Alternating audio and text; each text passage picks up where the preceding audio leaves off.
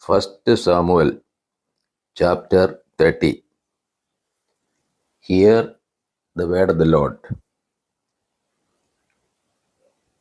David avenges the destruction of Ziklag. Now, when David and his men came to Ziklag on the third day, the Amalekites had made a raid upon the Negeb and upon Ziklag. They had overcome Ziklag and burned it with fire, and taken captive the women and all who were in it, both small and great. They killed no one, but carried them off and went their way. And when David and his men came to the city, they found it burned with fire, and their wives and sons and daughters taken captive. Then David and the people who were with him raised their voices and wept until they had no more strength to weep. David's two wives also had been taken captive, Ahinoam of Jezreel and Abigail, the widow of Nabal of Carmel. And David was greatly distressed, for the people spoke of stoning him, because all the people were bitter in soul, each for his sons and daughters. But David strengthened himself in the Lord his God. And David said to Abiathar the priest, the son of Ahimelech, bring me the ephod. So Abiathar brought the ephod to David. And David inquired of the Lord, shall I pursue after this band? Shall I overtake them? He answered him, pursue, for you shall surely overtake and shall surely rescue. So David set out, and the 600 men who were with him, and they came to the brook Besor, where those stayed who were left behind. But David went on with the pursuit, he and 400 men. 200 stayed behind, who were too exhausted to cross the brook Besor. They found an Egyptian in the open country and brought him to David. And they gave him bread, and he ate. They gave him water to drink, and they gave him a piece of a cake of figs and 2 clusters of raisins.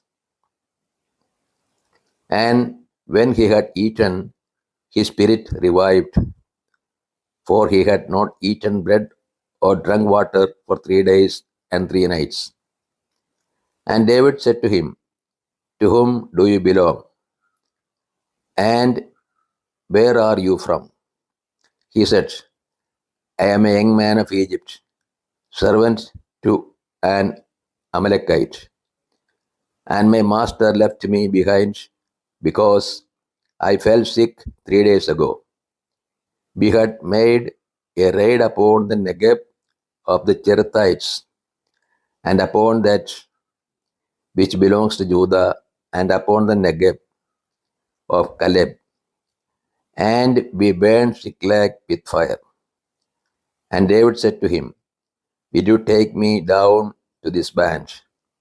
And he said, swear to me by God that you will not kill me or deliver me into the hands of my master, and I will take you down to this band. And when he had taken him down, behold, they were spread abroad over all the lands, eating and drinking and dancing, because of all the great spoil they had taken from the land of the Philistines and from the land of Judah. And David smote them from twilight until the evening of the next day. and not a man of them escaped except 400 young men who mounted camels and fled.